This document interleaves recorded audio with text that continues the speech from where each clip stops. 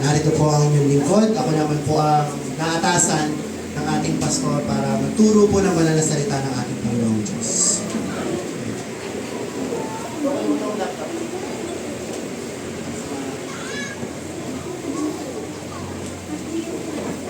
So ayan mga kapatid, nagagalak po ba tayo sa araw na ito? Amen. Kung nagagalak tayo, can everybody shout, Praise the Lord! Praise the Lord! Yung mas malakas pa mga kapatid, Praise the Lord! Praise the Lord! Yes, hallelujah. God is good. All the time! And all the time. God is good! Amen. Yan po ay talagang totoo na ang ating Diyos ay mabuti simula noon, ngayon, hanggang sa darating pang panahon mga kapatid. Bago tayo magsimula, inaalayahan ko lahat na tayo po ay tumayo. Tayo po idudulog sa ating Panginoon na tayo gabayan sa mensahe na nais lang iparating sa ating umagang ito. Amen. Hallelujah. Lord Jesus, purihin ka po tawalatiin, Panginoon. And Lord, narito po ang inyong lingkod, O Panginoon, na gagamitin mo ngayong umagang ito, Lord. Panginoon, anoint me, anoint my heart, Panginoon, anoint my lips, Panginoon Jesus. Gamitin mo po ako mightily na mga mensahe na nais mong iparating sa umagang ito ay masabi ko, Panginoon, ayon sa iyong kalooban, O Lord, hindi ayon sa aking kagustuhan lamang, O Diyos. Panginoon, gawin mo akong tungtungan ng inyong kaharian, O Panginoon, upang makita ka pa po ng lahat ng tao, Lord. Ma-reach out pa po namin ang mga nangangailangan ng inyong salita. And Lord, I humble myself and naway, bigyan niyo rin po kami ng kaunawaan sa bawat isa na makakarinig ng inyong mga salita ngayong umaga ito. Lord, maraming salamat po muli at kayo na po ang bahala sa amin. At naway ang kalooban mo lamang po ang mangyari ngayong umaga ito. Binabalik ko lahat ng mapagilan. Tangi sa ilang aming nag-iisang Diyos at Panginoong Jesus. Amen. Amen. Hallelujah. Sumakang po na po tayo mga kapatid. Amen. So, dahil tayo po'y nagagalak, napakagandang araw din po binigay sa atin ng ating Panginoong Jesus. Dahil hindi po siya mainit masyado, hindi din po siya maulan. At ako po ay natutuwa dahil jam-pack na naman po tayo. Puno na naman po tayo ngayong linggong ito mga kapatid. At sana po sa mga susunod na linggo, tayo rin po ay mapuno. Amen. Amen. I proclaim the power of Jesus. So ang ating topic is, I prophesy life. Di ba napag-aralan natin yung pagiging, yung prophecy and prophesy. Prophecy is the hula. Ang prophesy is yung ng hula, pagkasabi ng mga hula. So, for today, mga kapatid, I prophesy life. So, sa lahat ng mga patay, sa spirito, patay sa mga problema, patay sa kung anumang mga dinaraanan natin, I prophesy life. Dahil ang Diyos nating buhay, ang siya lamang nakapagbibigay ng buhay. Amen. Amen po ba mga kapatid? Amen. So medyo, itatouch lang po natin ng onti yung mga prophecies and then, diretso rin po ulit tayo sa personal applications po natin para magamit natin sa ating pang-araw-araw na buhay, mga kapatid. So, simulan po natin sa pagbabasa ng banal na kasulatan. Sa Ezekiel 37:1-4, ang sabi po sa ating Bible, The hand of the Lord was upon me and carried me out in the spirit of the Lord and set me down in the midst of the valley, which was full of bones, and caused me to pass by them round about, and behold, there were very many in the open valley, and lo, they were very dry. And he said unto me, Son of man, can these bones live? And I answered, O Lord God, thou knowest. Again, he said unto me, Prophesy upon these bones, and say unto them, O ye dry bones, hear the word of the Lord. So, purihin po ang ating Panginoong Diyos sa pagkakabasa ng kanyang mga salita. So, mabigyan ko lang po kayo ng context about sa binasa po natin. Si Ezekiel po ay inutusan ng Diyos doon sa Valley of the Dry Bones. Yung Valley of the Dry Bones, mga kapatid, isa siyang place sa Israel, which is nandun yung mga bangkay na matagal na pong mga namatay. So, nandun po yung mga buto. At yung mga buto po na nandoon na nakalibing, sobrang dry na po kasi inabot po, as per scholars, mga ilang daang taon na po silang nandun. Di ba yung mga nilibing, kapag mga ilang taon na nakalipas, hindi pa ganun ka-dry yung mga buto. Pero pag sobrang dry na, kahit ipukpok mo na lang na ganyan, masisira na yan kasi sobrang dry na. Kung sabi ni Ezekiel dito, inutusan siya ng Diyos, ito bang mga butong ito ay mabubuhay? Anong sabi ni Ezekiel? Hindi po siya nagmarunong. Ang sabi niya sa Panginoon, "Oh Lord God, Thou knowest." Ano ibig sabihin nito? Ikaw lang ang nakakaalam. At ikaw lang ang may kaya na gawin niya.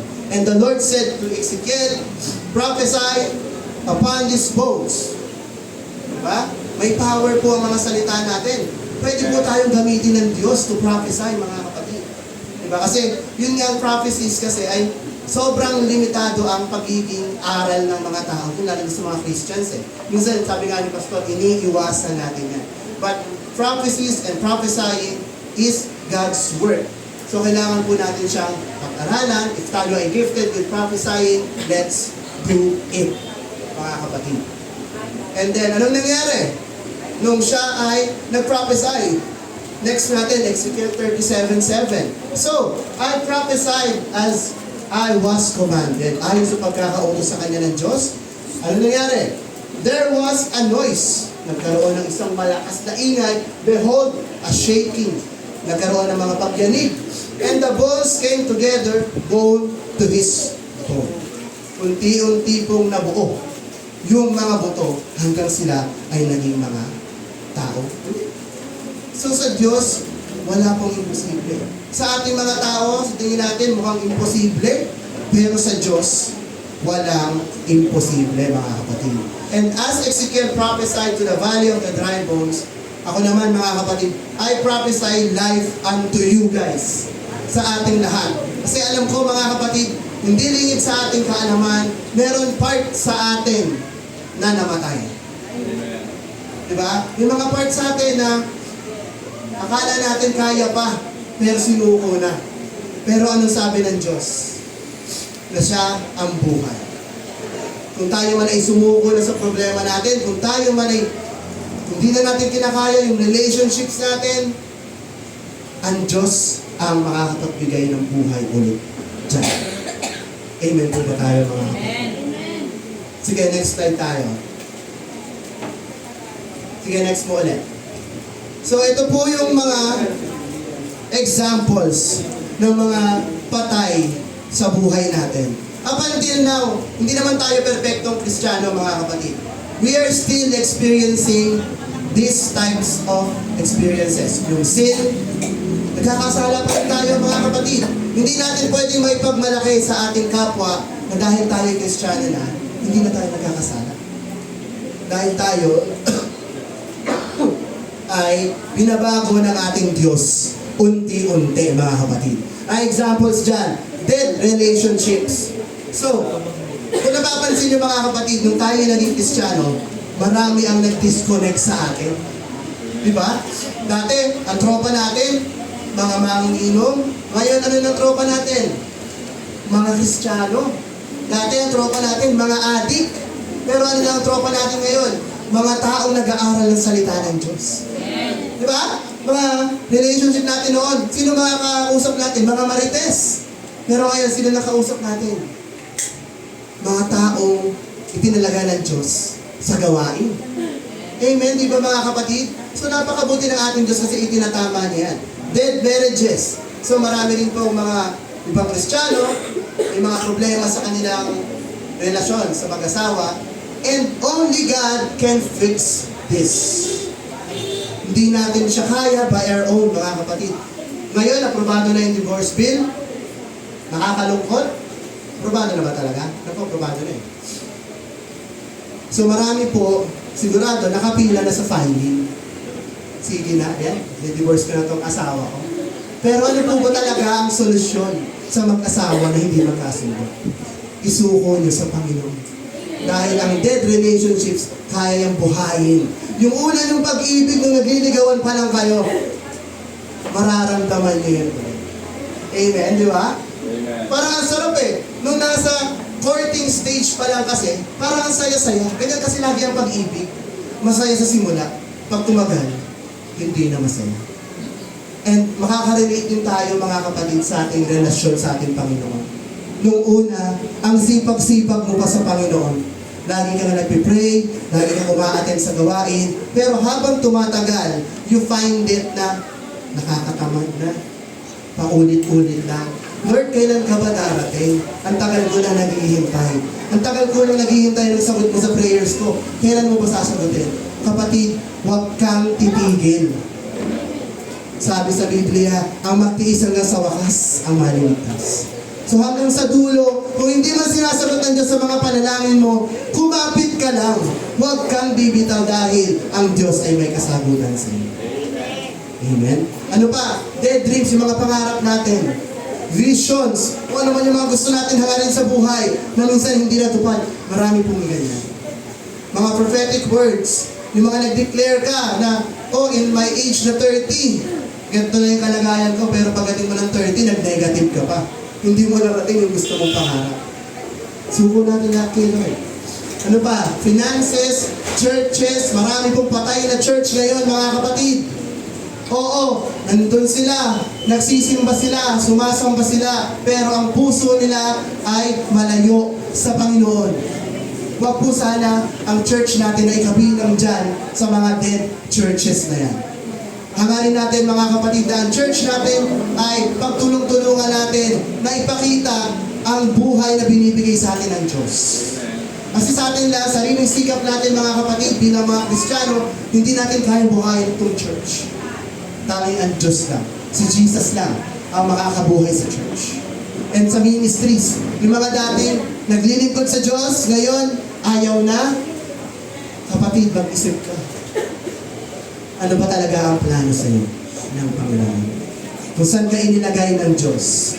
Kung dati kang naglilingkod, evangelist ka dati, ngayon ayaw mo na kasi parang wala namang nararating, patuloy ka lang. Huwag kang titigil. That's my advice to you mga kapatid. Hanggang may buhay. Ano sabi ng mundo? May pag-asa. Kaya katapusan po ng ating buhay kapag tayo hindi na humihinga. Pero hanggang may hininga tayo nagaling sa Panginoong Diyos. Laban lang. Diba? Laban lang tayo mga Kristiyano. Amen. Palakpakan po natin ang mga Kristiyano. Next slide tayo. Ayan. Has it really been dead too long? So, ang sabi dito, siguro napapaisip nyo na minsan may mga problema kayo na matagal nang namatay. Na parang kinalimutan nyo na wala na to. Hindi na to kaya ng Panginoon. Hindi ko na to kaya. Sige na, iwan ko na lang to. Nagkakamali kayo mga kapatid. Ayon dun sa nabasa natin yung Valley of the Dry Bones, ilang taon yon na dryness. Ilang taon na nandun yung mga dry bones, daang taon. Tayo nga mga tao, hindi tayo aabot ng 100. Siguro mapalad ka na pag nakatapak ka ng 100. Diba? Na taon, si nanay malapit na. Morning. Pero sobrang bonus na po yan pag naka-reach ka ng 80. Diba? Blessing na po sa Diyos yun. Diba? Pero ito, yung problema mo, gano'n na ba katagal? Anong sabi ng Diyos? Maybe there's something in your life that's been dead long, but God's word to you is, there is nothing, walang bagay daw, ang hindi kayang buhayin o ipanumbalik ng ating Diyos. Amen. There is nothing God cannot do. So, ang lahat po ay kaya ng Diyos. Ang sabi sa Genesis 18:14, is anything too hard for the Lord? Wala po. There is nothing impossible sa ating Panginoon Diyos. So, kung ikaw kapatid, nararamdaman mo na all hope is gone. Kung lahat ng pag-asa mo sa buhay, wala na. Kasi alam ko, at nakikita ko naman mga kapatid, na sobrang hirap na ng bansang Pilipinas. Parang gusto na natin sumuko, di ba? Yung bigas pa lang, magkano na? 60. Ano yung pangako? 20.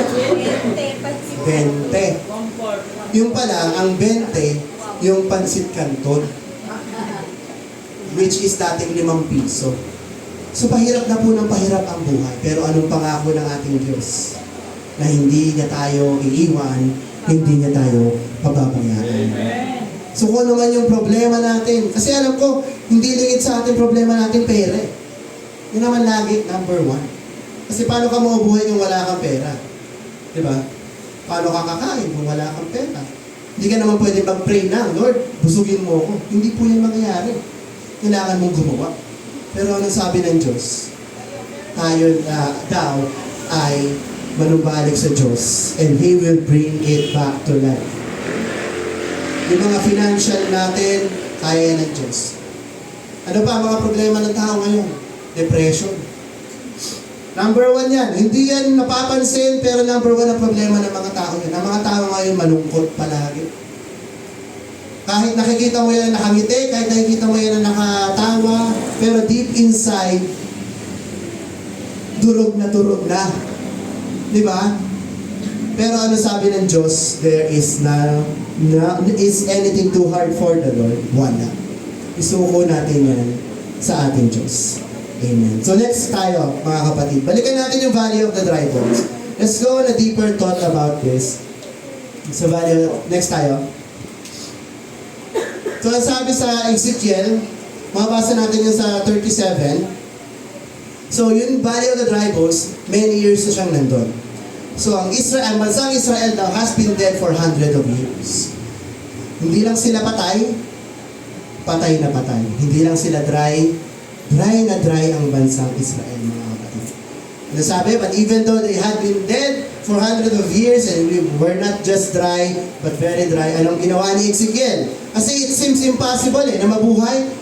Makita ka ng buto-buto dyan. Sasabihin mo, mabuhay kayo. Patingin yung mangyayari. Di ba? Parang imposible. Pero anong ginawa ni Ezekiel? Sinunod niya ang ating Diyos, nag-prophesy siya, and then something happened. Andun ang miracle na naganap dahil sa kapangyarihan ng Diyos. And nung natapos, mga kapatid, na buhay yung mga taong nandun, and they became an exceeding great army na nagpupuri sa Diyos. There's nothing impossible sa ating Panginoon. Alalahanin natin yung sinabi ng ating Panginoong Jesus. Kung walang sasamba sa Kanya, kahit yung mga bato na walang buhay, pagsasambahin niya sa Kanya. So isipin mo, kapatid, hindi lugi ang Diyos kung hindi mo siya sasambahin. Kasi kaya niyang bumuhay ng kahit sinong tao. Kaya niyang gawin ang mga non-living things para magpuri sa Kanya. So kung ikaw hindi ka nagpupuri sa Diyos, ikaw ang lugi. Hindi ang Diyos. And in what sense, kung ano sinasabi kong pagpupuri, hindi lamang yun yung singing. Hindi lamang yun yung pag-attend natin, mga kapatid. Ang praise and worship na sinasabi dito, mga kapatid, kung paano tayo mabuhay. Paano tayo lumalakad kasama ang Diyos. Kasi we show Jesus His Word. Diba tayo yung reflection ng ilaw ng Diyos eh. Diba? Tingnan nyo, yung buwan, wala siyang sariling ilaw. Ang ilaw ng buwan, galing saan? Science tayo sa araw. Diba? So tayo, mga kapatid, nagliliwanag tayo bilang mga Kristiyano. As per the Bible, we are the salt and light of the earth.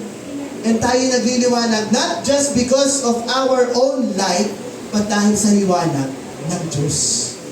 We are the reflector. Umabanda lang sa atin yung ilaw ng Diyos. So, worship the Lord with all your heart, all your soul, all your mind. Love the Lord. Dahil kung ano yung pinapakita natin sa labas, kung ano tayo, yun tayo. Hindi kung anong pinapakita natin sa church. Kasi dito pwede tayo mag-behave. Pwede tayong hindi mangulit dito. Pero kung ano yung buhay natin, kung ano yung normal natin buhay sa labas, yun ang totoong ikaw. And how you live your life, ang mga tao tinitingnan ka nila. Kung Christian ka ba talaga? How you say, kung paano ka magsalita. Palamura pa ba tayo? Maritas pa ba tayo?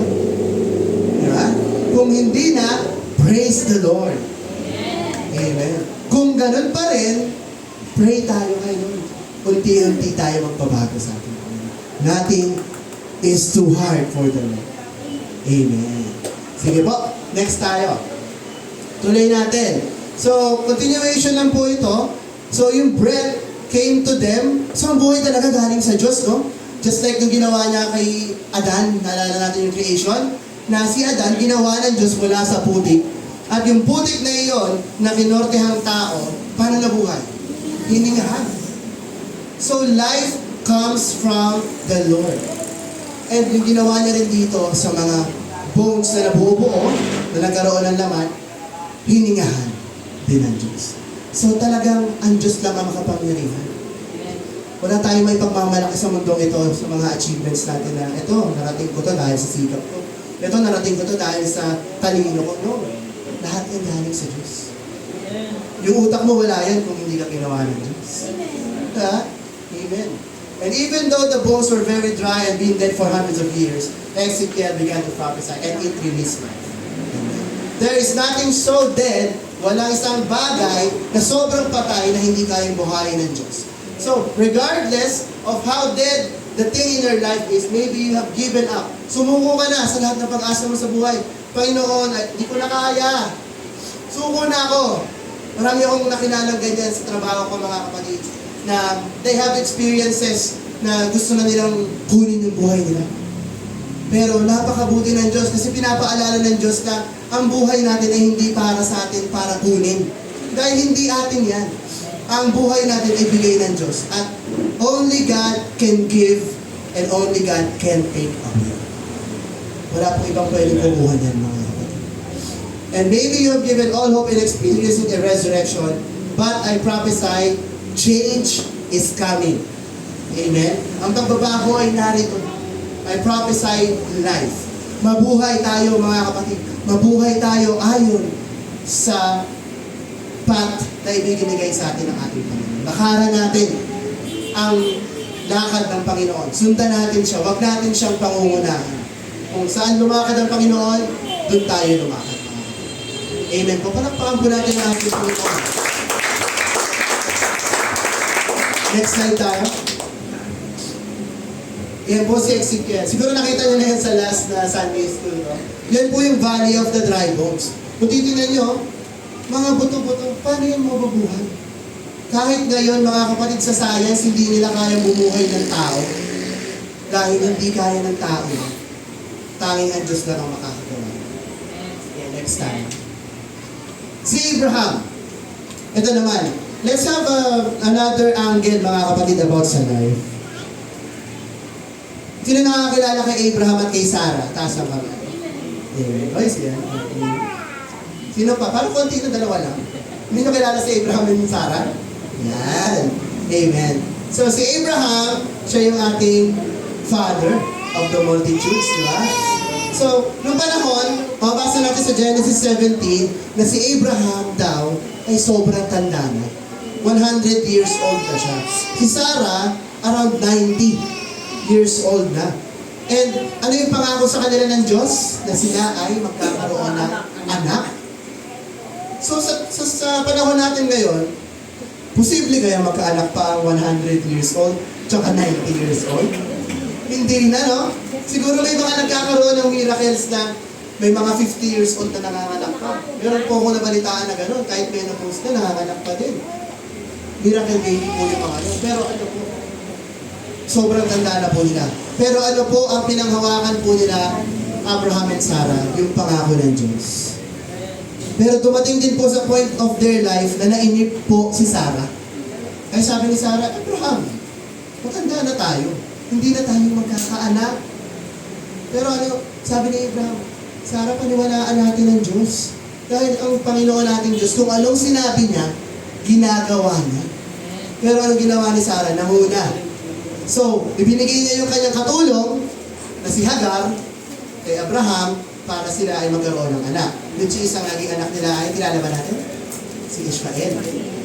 Which is, si Ishmael na po ngayon ang ancestors ng mga Muslim. Yun na po sila.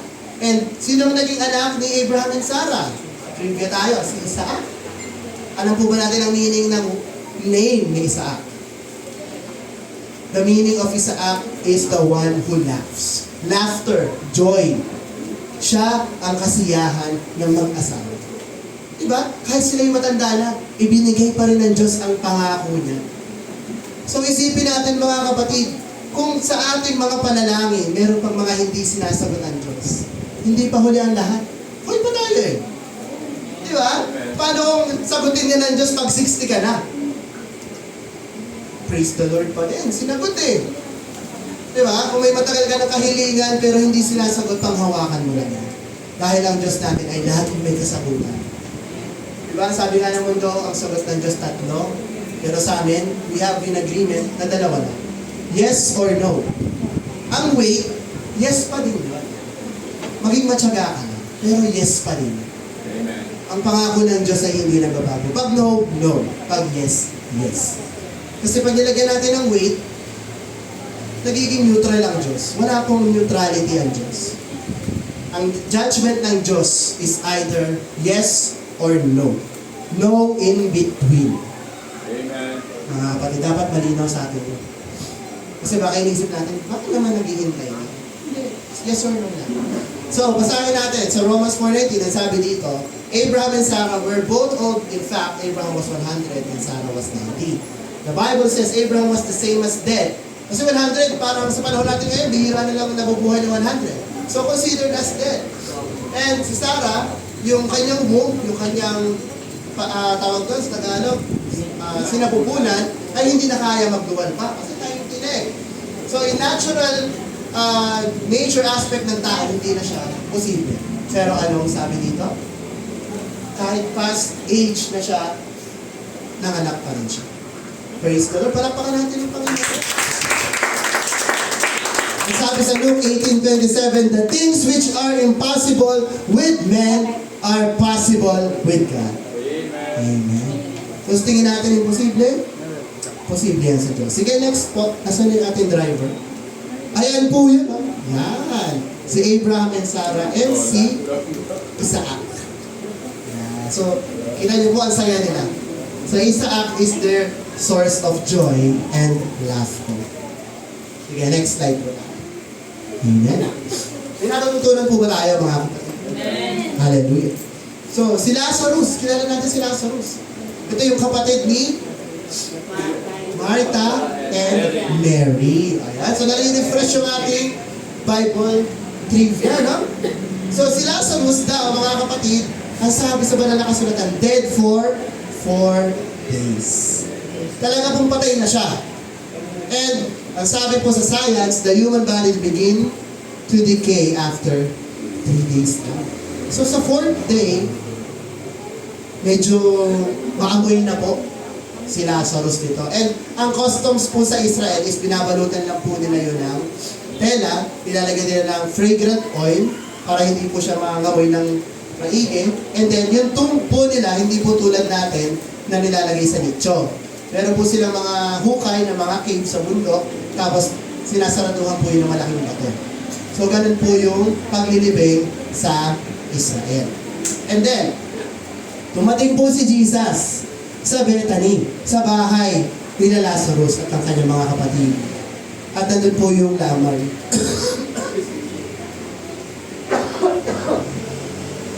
So, ang sabi ni Martha dito, Panginoong Jesus, kung napaaga ka lang, hindi sana namatay yung kapatid namin.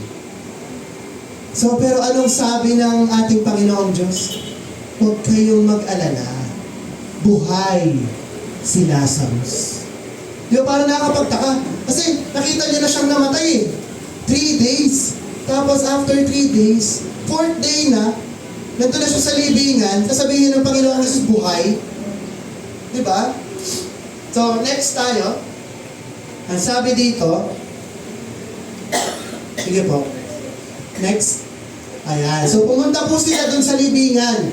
Ang sabi ni Jesus, Lazarus, come forth.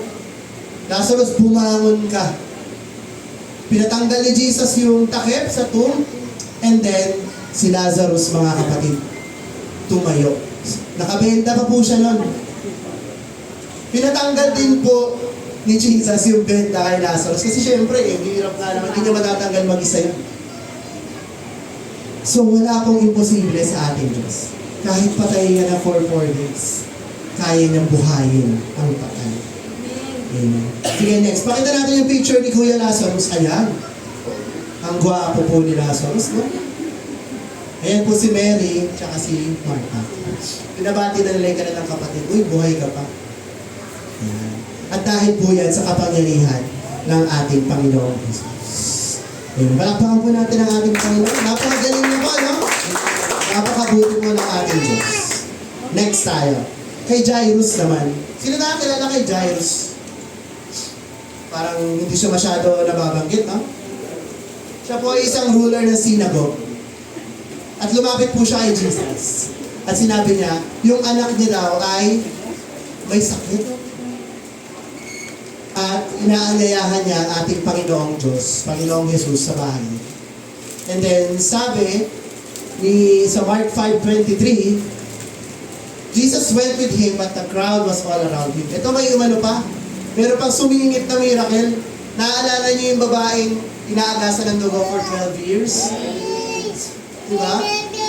12 years, mga kapatid, walang tigil na pagdurugo. Siguro, putlang-putla na to si ate. Pero anong sabi niya sa kanyang isip? Mahahawakan ko lang ang laylayan ng damit ng Panginoong Jesus. Ako ay gagaling. At ano pong nangyari? Habang si Jesus ay nakikipagsiksikan sa crowd, papunta po dun sa bahay nila Jairus. Sabi niya sa mga apostol, Teka, tumigil siya. May nawalang kapangyarihan sa akin. Sino ang humahawak sa akin? Naramdaman ng Panginoong Diyos na may lumabas na power sa kanya. At umamin po yung babae na yon. Ang sabi po niya, Panginoon, ako po ang humawak sa laylayan ng inyong damit. Anong sabi ng ating Panginoong Diyos, Panginoong Jesus? Babae, simula ngayon, ikaw ay magaling na. At humayo ka at huwag nang magkasala ulit. So hindi lamang po karamdaman natin ang pinapagaling ng Diyos. Maging yung kasalanan natin, pinapatawad na. Kung tayo mga kapatid ay magkakaroon ng faith na katulad ng babae na yon, na mahawakan lang ang laylayan ng damit ng ating Panginoon gagawin, yun po ay mangyayari. Ano rin po ang sabi sa Bible? If we have faith as little as a mustard seed. Alam niyo, imagine niyo gaano kalaki yung buto ng mustasa. Sobrang liit. Pero anong magagawa ng ganong kaliit na pananampalataya? You can move mountains. Amen. Sa maliit na pananampalataya, sa ating Panginoong Diyos, we can move mountains. So wala talagang imposible sa Diyos. Dahil ano ba naman yung bundok sa Diyos? Siya nga ang gumawa ng lahat ng bagay. Kaya niyang pawalain yan. Kaya niyang ilipat yan. Walang imposible sa ating Diyos. At ang sabi dito, nandun na siya sa bahay ni Jairus. Jesus was not afraid of death. He turned to Jairus and said, "Do not be afraid." Ano sabi niya kay Jairus? Only believe. Yun lang gawin natin. Huwag tayong matakot, maniwala ka, sumampalataya ka sa Diyos. Amen. Siya na ang gagawa para sa iyo. Next slide po tayo. At ano sabi? As soon as Jesus heard the word that was spoken, say to the ruler of the synagogue, "Be not be afraid, only believe." Pagkakasabi niya pa lang, when they arrived, Jesus took with him Peter, kasama niya si Peter, si James, si John, and went into the house. So lahat po sila umiiyak na. Bakit? Namatay na yung bata pagdating nila Jesus. Pero ano sabi ng Panginoong Jesus? The child is not dead, she is only what? Sleeping. So yung mga tao po na lang doon, sabi na, ha? Patay na eh. Tutulog lang. Pero ano sabi? When it was risen to them, why make ye still and weep? The damsel is not dead but sleepeth. At ang sabi po doon, ang babae, ang batang babae po ay nabuhay namang muli. And he prophesied her to be alive at nangyari po yung mga kapatid. So marami pong binuhay ang ating Panginoon. Sige, next slide tayo. Makikita natin yung si Jairus at ang kanyang daughter. So yan po sila mga kapatid. So, wala pong imposible sa kapangyarihan ng ating Diyos. Next example natin mga kapatid, si Elisha. Binuhay niya po ang Shunammite's son. Ito Old Testament tayo. Punta tayo sa Old. So, meron pong isang wealthy woman na mayaman talaga siya. Na pinaghanda niya po si Prophet Elisha and inibitahan niya sa kanilang bahay. So yung unang pinrapisay po ni Elisha sa kanya is magkakaroon siya ng anak within a year. Kasi matanda na rin po yung husband nitong Shunammite woman. So ang prophecy sa kanya ni Elisha, magkakaroon ka ng anak. So nangyari po, she gave birth to a son, and dumating po ang panahon, lumipas ang panahon, namatay po yung anak ng Shunammite woman. And may pinadala pong una, si Elisha. Sige, lipat na tayo. Si Gehazi, isang servant niya, to go to the child and put his staff on the boy's face. Pero ano po nangyari? Hindi po nabuhay yung bata. Pero dumating po si Elisha, dun sa bahay, andun yung batang patay. He prayed and stretched himself on the boy's body, and God restored the boy back to life. So kahit noon pa man, ang Diyos talaga ang bumubuhay, kapangyarihan ng Diyos. At marami po siyang ginagamit. So kahit po tayo mga kapatid, kaya niya po tayong gamitin na mag-revive. Kahit hindi po literal na mag-revive tayo ng tao na patay, pero we can revive yung mga kakilala natin na patay na sa pananampalataya. And how can we do that, mga kapatid?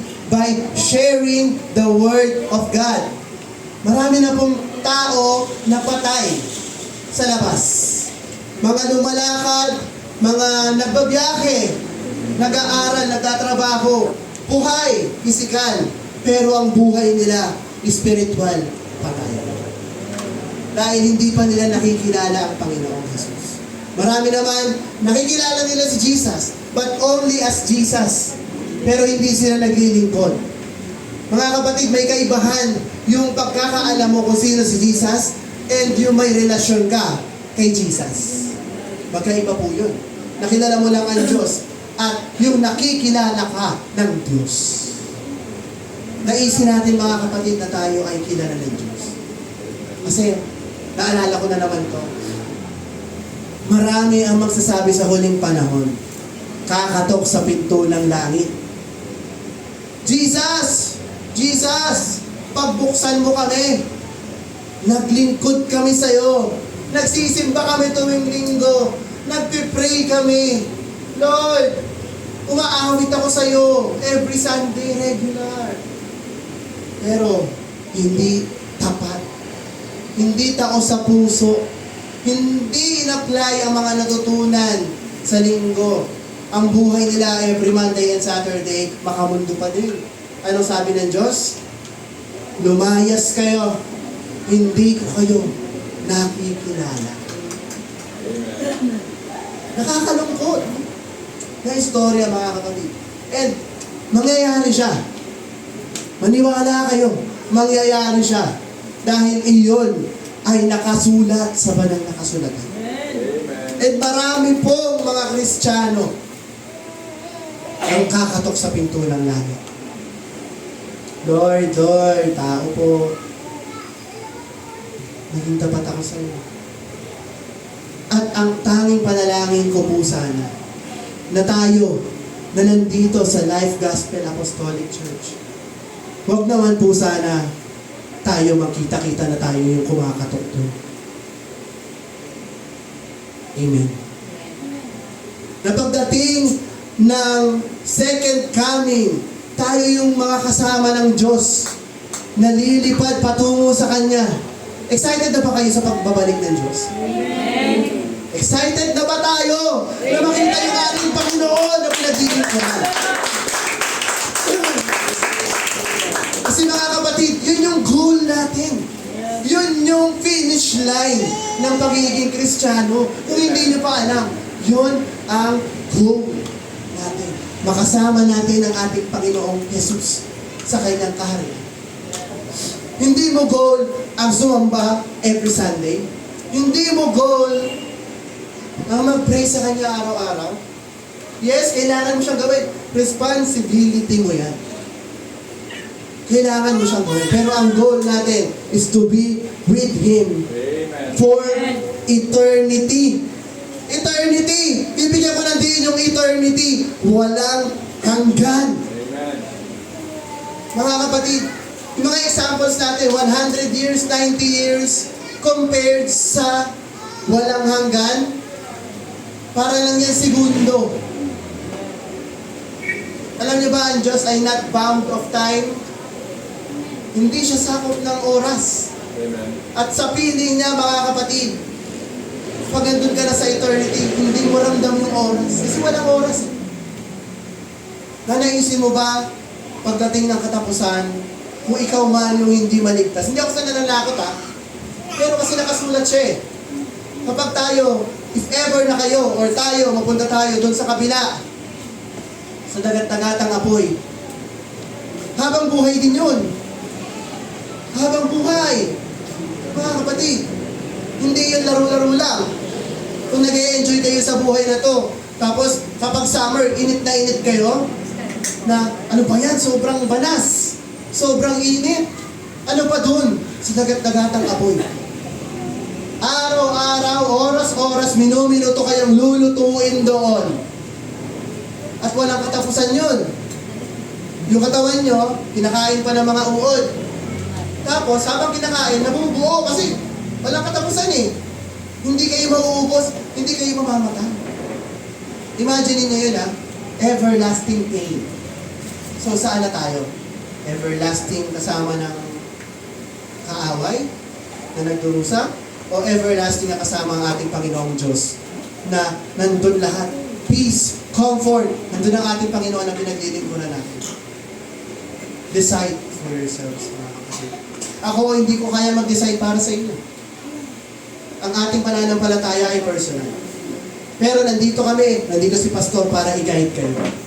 Para malaman natin kung ano yung tama, kung ano ba ang itinuturo ng ating Panginoon Diyos sa atin, at kung saan landas tayo dapat tumahak. Amen? Sige, para napaligo tayo doon ha. Next tayo. Ayun po yung Shunammite woman. Medyo malabo po. Pero yan po yan. Yan na po yung anak niya, binuhay na po yan ni Prophet Elisha. Sige, next tayo. So, the devil is a liar. Which is totoo. Ang kaaway natin, which is si Satanas, si Lucifer, siya ay lagi nagsasabi sa atin ng mga bagay-bagay sa isip natin. Ano yung mga lagi niyang mga binubulong sa atin? Masyado ka ng matanda para dyan. Hindi mo na kaya yan. Uy! Hindi mo nakuha yung oportunidad, oh. Napalampas mo. Wala ka talaga. Mahina ka. Ano ba yan? Ang tagal naman ng sabot ni Lord sa'yo. Huwag ka na maghintay. Mag-dumiskarte ka na ng sarili mo. Ano pa? Sinasabi, you don't have the education you need. Hindi mo na pag-aralan yan eh. Hindi mo kaya yan. Hindi mo kaya magturo ng Word of God kasi hindi ka nag-aral dyan eh. Ano pa? You are not connected to the right people. Nako, yung church na pinupuntahan mo, puro mga ano naman yan, tinitisod ang kapwa kapatid. Huwag ka dyan. Huwag ka sa iba. So yan po ang madalas na ibinubulong ng kaaway. Lalo-lalo na sa mga tulad natin mga Kristiyano. Lalo na doon sa mga matatagal na. Boring naman dyan sa church na yan. Walang ano eh, walang programang maayos. Tapos, ang onti pa ng member, ang sikip-sikip pa. Yan yung mga laging binubulong ng kaaway. Pero ano po, ang sabi, huwag po tayong papatalo sa mga bulong ng kaaway. Kung ano po yung mga binubulong niya, yun po ay laging paninira. Amen. Na gusto niyang sirain kung ano man ang mga bagay na itinatag ng Diyos. Diba? Ang sabi rin po sa Bible na ang Diablo daw ay isang parang roaring lion seeking for someone to devour. Umaano lang yan, gumagala-gala lang yan. Pag nakikita niya, uy, may tunog, mabulungan niya. Himbingan mo pa. Uy, may nagsa-cellphone, may nagbe-Facebook. Sige, huwag kang makinig. Mas maganda, makipag-chat ka na lang. Ganyan po yung kaaway eh. Kahit sa mga maliliit na bagay na ginagawa natin, doon nga po siya magaling. Sa small things. Na kunyari, uy, prayer time mo na. Mamaya na, isang oras pa naman yan eh. Doon ka na sa bandang last 15 minutes. Eh nakalimutan mo, hindi ka na nakapag-pray. So huwag po tayong papatalo sa kaaway dahil siya ay number 1 na sinungaling. He is the father of all lies. And we only need to trust Jesus. Amen? Sige, next po tayo. Your current situation. Ano na pong kalagayan natin ngayon, mga kapatid? The best is yet to come. Bakit po nasabi na our best is yet to come?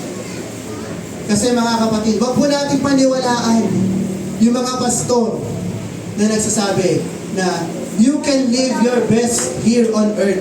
No! Hindi natin makukuha ang best life on earth. Dahil bilang mga Kristiyano, we are bound to experience suffering.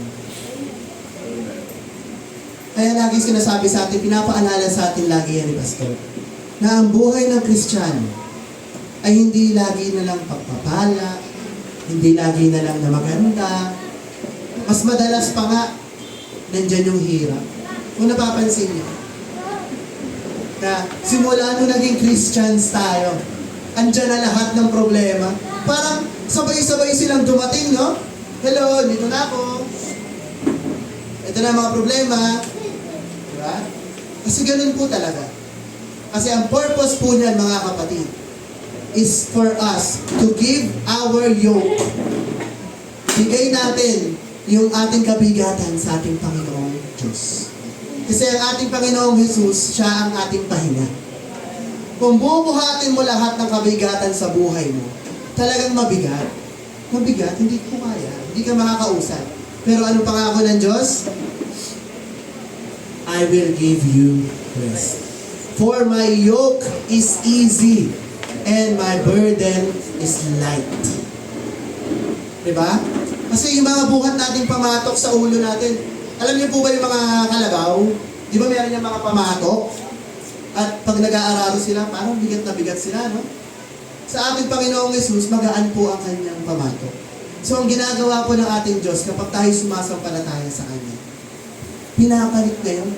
O ito, anak, ito yung akin, magaan yan. Ako na magbubuhat ng sa'yo. So, napakabuti ng Diyos, no? Kasi lahat inako niya na eh. Simula pa lang, mga kapatid, nung tayo ay makasalanan, balik tayo sa salvation. Tayo ay hindi deserving para iligtas. Pero anong ginawa ng Diyos? Sinacrifice niya ang kanyang sariling buhay. Namatay siya sa krus ng Kalbaryo. Tumigis ang kanyang dugo. Imagine niyo mga kapatid. Ikaw dapat yun eh. Ikaw dapat ang naka-crucify. Ikaw dapat ang mamamatay dahil sa kasalanan. Pero anong ginawa ng Diyos? He sacrificed Himself. He gave His only begotten Son para mamatay doon sa krus ng Kalbaryo in behalf of me. Sorry po. So, mga kapatid, doon pa lang, hindi ba karapat-dapat na purihin ng Diyos? Amen, di ba? Ano pa ang ginawa ng Diyos sa'yo? Yung stripes na tinamo niya, 49 ba? 49 stripes na naranasan niya sa likod. Para yun sa healing. Para sa mga karamdaman natin, mga kapatid. Na tinamo yun ang kanyang katawan. Kung titingnan niya yung history, mga kapatid, kung gaano kasugat yung likod ng ating Panginoong Jesus, halos labas na yung ribs niya sa likod. Dahil iba po yung panghampas ng mga Romans. Hindi po siya yung normal na latiko. Ang panghampas nila may mga sima. Paghampas po nun, kakapit yun sa likod, hihilahin yun ng mga Romano. Pakabilang side. Paghila, pati laman, dala. So imagine ninyo. Kung napanood nyo yung The Passion of the Christ, ganun po. Yun ang totoong representasyon kung paano hinagupit ang ating Diyos. Diba? Next tayo, mga kapatid. So remember, mga kapatid, tayo ay mga binago na ng Diyos. Dati tayo patay na hindi natin naiintindihan ng Word of God, pero nung tayo ay nakapakinig ng Word of God, tayo ay nabuhay naman. Kasi isipin niyo mga kapatid, marunong ba magbasa ang tama? Hindi. Diba? Nakakapakinig ba ang patay? So kung tayo, dahil tayo ay nakakapakinig, nakakapagbasa, nakakakita, tayo ay buhay. If we have the 5 senses, tayo ay buhay. And dati yung mga spirito natin ay patay. And we can never understand the Word of God. Nung naintindihan na natin ang salita ng Diyos, ang ating espiritu ay binuhay na ng Diyos. And that's the true meaning na ang Holy Spirit ay tumira na sa atin. Dahil we are alive in Him. Naniniwala ba tayo na si Jesus ay nasa puso natin? Amen. Siya ay tumitira sa ating mga puso. Kaya mga kapatid, kung tayo ay mayroong mga pagkakasala, nilalagyan natin ng basura yung puso natin. Na nandun si Jesus, payag ba kayo nandun si Jesus nakatira tapos binibigyan natin ng mga basura ang Panginoon? Wala kahiya.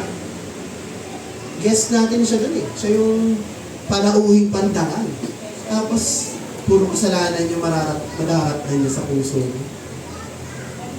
Mga kapatid, hindi pa huli ang lahat para tayo magbago. Diba? Sabi nga sa Romans 12:2, do not be conformed, but be transformed by the renewing of your mind. So, magpabago tayo sa Diyos. Simulan po natin na isipin sa ating mga sarili na kailangan natin ng pagbabago. Kung hindi po natin kasi tatanggapin yan, hindi po i-acknowledge ng Diyos yan. Gustuhan man yan tayong baguhin, kung ayaw naman natin magpabago, hindi po ay epekto ang kapangyarihan ng Diyos sa atin.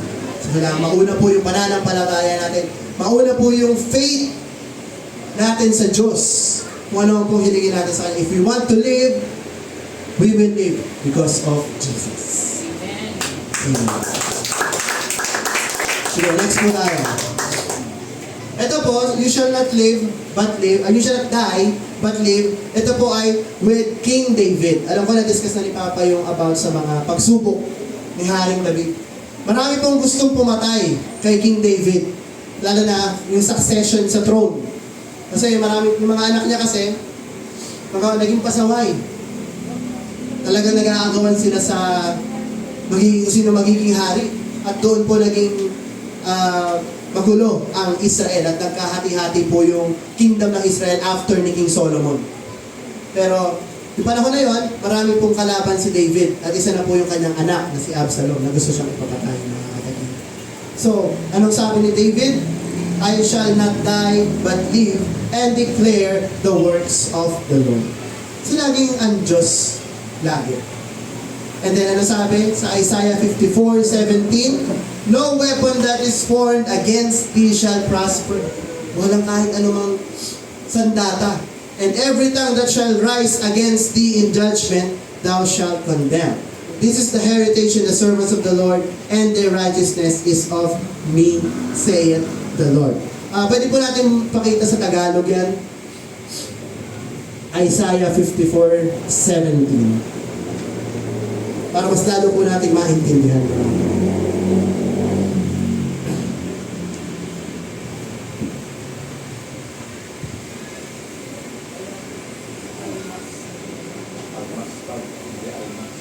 So, walang armas po yan. Walang armas na ginawa laban sa iyo ay pinakikinabangan at bawat dila nagagalaw laban sa kanino? Sa iyo. Sa kahatulan na iyong hahatulan. Diba? Napakabigat. Ito ang mana sa mga lingkod ng Panginoon at ang katwiran nila, righteousness of us ay nasa akin. Sino nagsabi nito? Ang ating Panginoon. Amen. So, if God is with us, who can be against us? So wala po. No weapon na ginawa ang mundo shall prevail sa atin. Kahit anumang masamang salita, kahit anumang balita ang dumating na masama, ang Diyos ay Diyos, siya ay makapangyarihan, wala pong makakatalo sa Diyos. And para dagdagan din mga kapatid, we are more than conquerors. Sabi nga po ni Joshua, no one can defeat us. Marami na po tinawag ang Diyos, sila Gideon, mga judges, sila Samson. Ang dami po nilang kinalaban, pero hindi sila natalo. Di ba? Kahit sa temptation, hindi sila natalo. Dahil ano? Dahil bakit? Kasama nila ang Panginoong Diyos. Amen. So dapat lagi po natin hangarin. At lagi natin ipag-pray na Lord, samahan mo po ako palagi. Kung saan man akong dako pumunta, Lord, I believe that you are with me.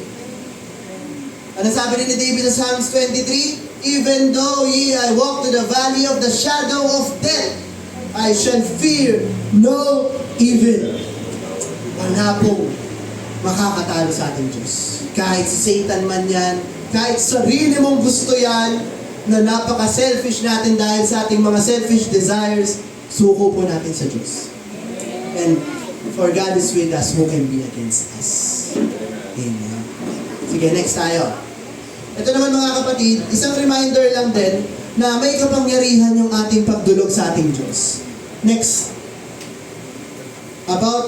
Kilala na natin to, si King Hezekiah. Sino nakakilala kay King Hezekiah? Amen. Galing talaga. So sa inyo, kilalanin natin siya. So si King Hezekiah is, meron na siyang karamdaman, mga kapatid. Siya po ay nasa deathbed na.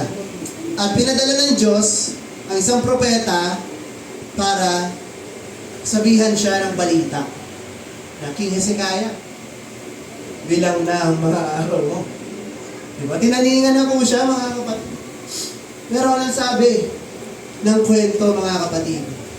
Si Isaiah, pinapunta siya ng Diyos. So nalungkot po si King Hezekiah. Sabi niya, marami pa akong magagawa para sa Diyos eh. Ano pong ginawa ni King Hezekiah? What he did? He turned his face to the wall. Nag-ayuno siya, mga kapatid. He prayed and God heard his prayer. Dininig ng Diyos ang panalangin ni King Hezekiah. So lumipas siguro ilang minuto lang, ilang oras lang, inutusan na naman ng Diyos si Isaiah. Isaiah, balik ka dun kay King Hezekiah. Bakit, Lord? Balitaan mo siya ng good news. Yan. So bumalik po si Isaiah. Ang sabi niya sa 38:5. Next tayo. Nandito sa next time. Next. Ay, hindi. Wala na pala. Sa Isaiah 38:5, ang sabi dito, Go and say to Hezekiah, Thus saith the Lord, the God of David, thy father, I have heard thy prayer. I have seen thy tears, and I will add thy days. Ilan na? 15 years! Mamamatay na siya, ha? Kasi pinag-ahanda na sila ng, lamay. Kasi mamamatay na siya, may taning na siya. Pero, si King Hezekiah, dahil sa kanyang pananampalataya sa Diyos, he plead, nanalangin siya sa Diyos, Lord, i-extend mo pa, Pinoon. Marami pa akong magagawa. Pero sa tingin ko dito, mga kapatid, nag-a-assume lang naman ako, hindi siya humiling sa Diyos kung ilang taon. Ang hiniling niya lang sa Panginoon, na nagmakaawa siya sa Panginoon, na Lord, kung ano man po yung kalooban mo. Pero I pray to you, God, na marami pa akong magagawa na ayon sa iyong kalooban. And anong ginawa ng Diyos? Pinagbigyan po si King Hezekiah.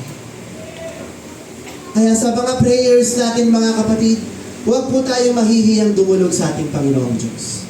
Pero ito lang po ang advice ko lang po sa atin, kapag tayo po hihiling sa ating Panginoong Diyos, lalo na yung mga personal prayer po natin, let us make sure na ito ay in line palagi sa kalooban niya.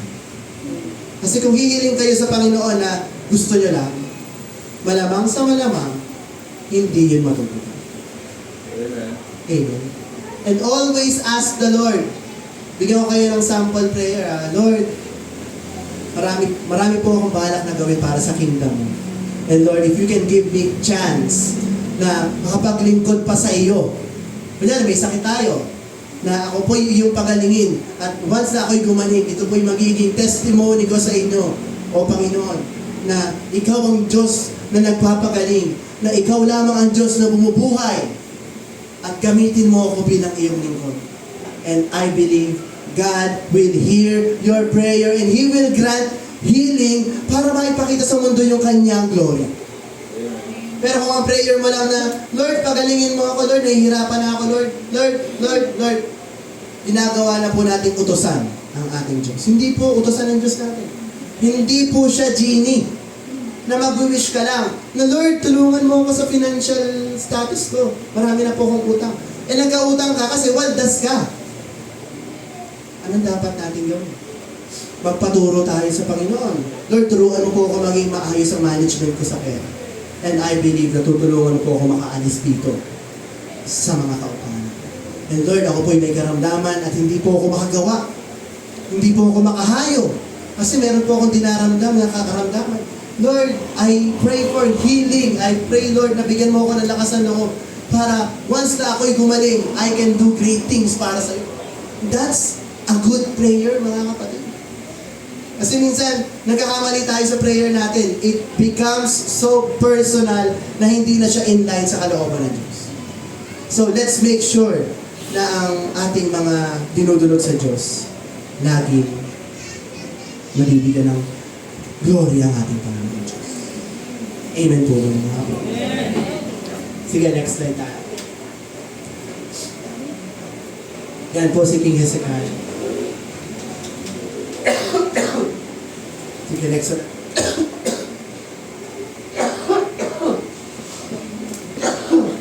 Ilang minutes na po ako. Sakto ba? Okay, sakto pa. So, if God killed it, let it remain dead. So, may mga bagay, may mga experiences, may mga tao pong inaalis sa Diyos. Ang Diyos sa buhay natin. Kina-cut off sa buhay natin, mga kapatid. Kung yan man ay nangyari sa atin, mga kapatid, hayaan natin gumawa ang Diyos sa buhay natin.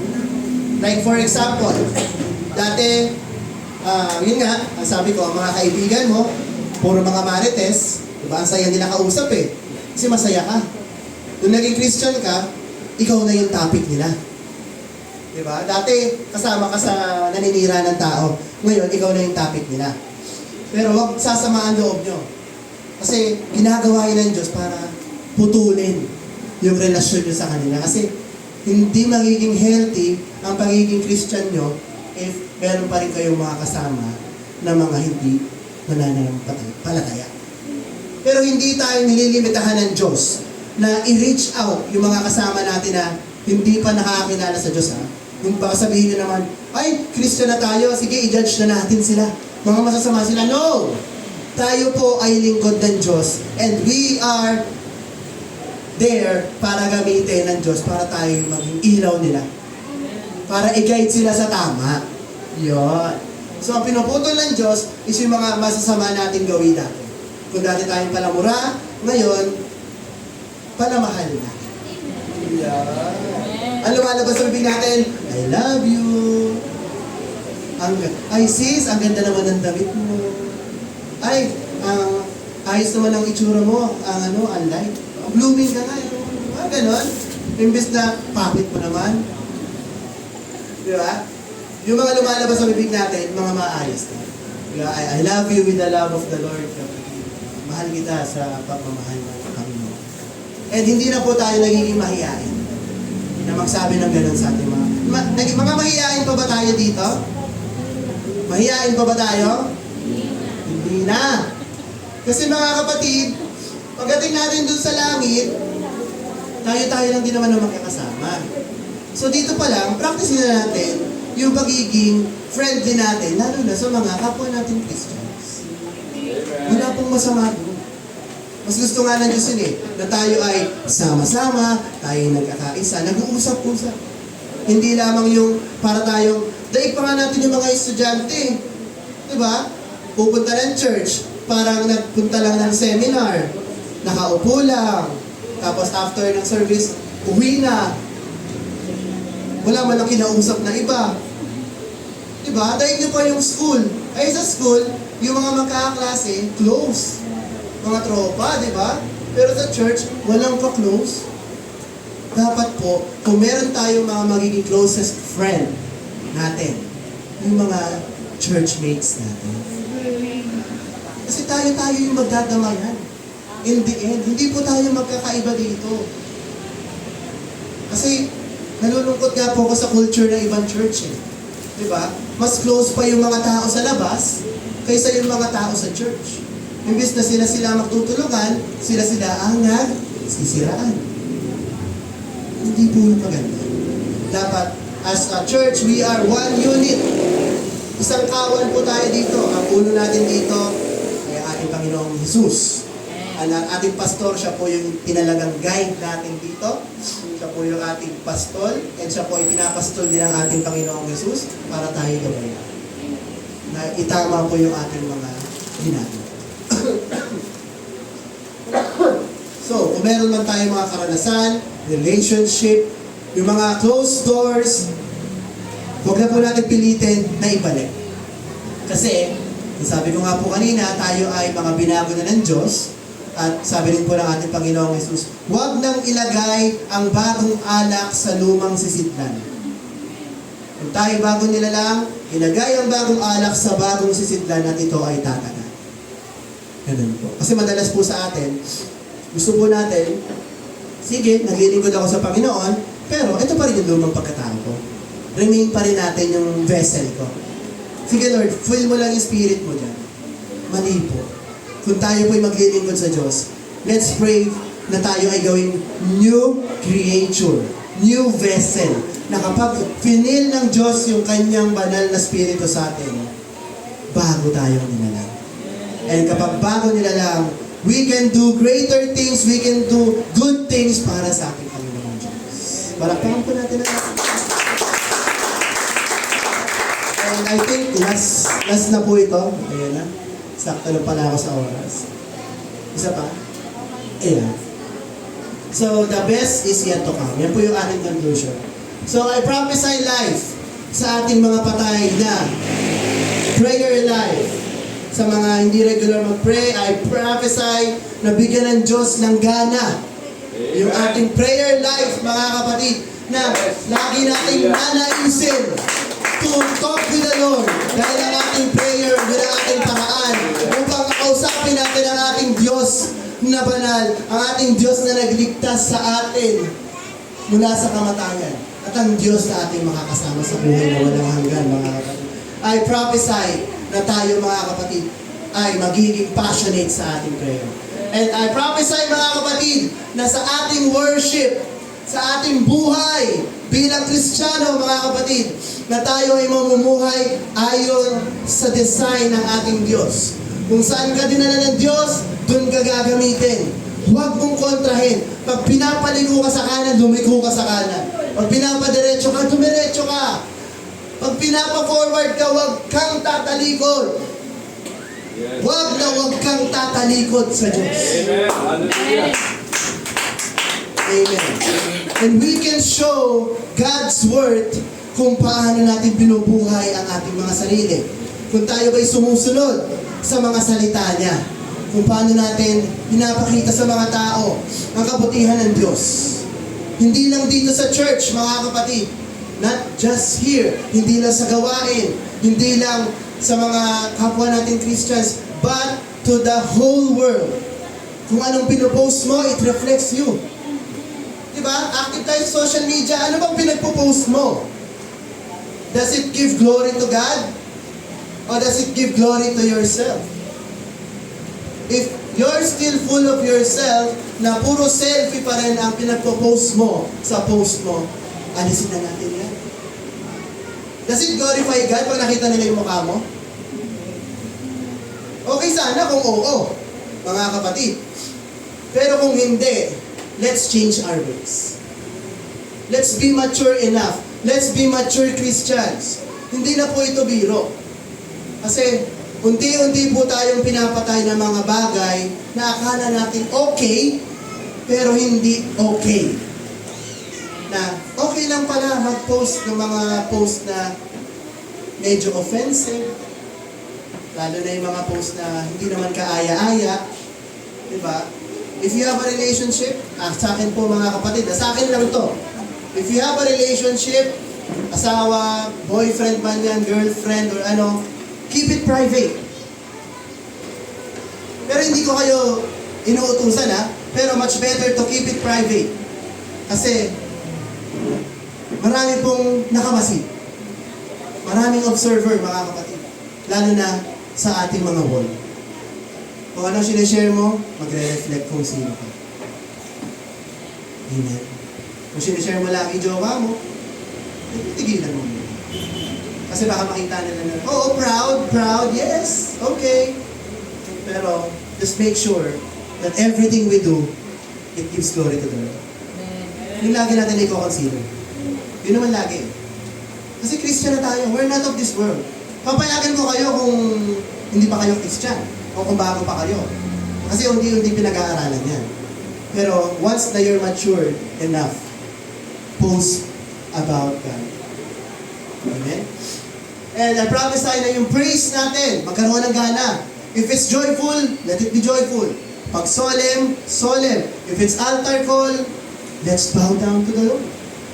Mga kapatid, yun na yung time natin to kneel down, to be humble enough na iluhod natin yung mga tuhod natin. Ganun na ba kataas yung pride natin na hindi na natin kayang lumuhod? Ang pagluhod, mga kapatid, it is a sign of humility. But again, this is just an advice.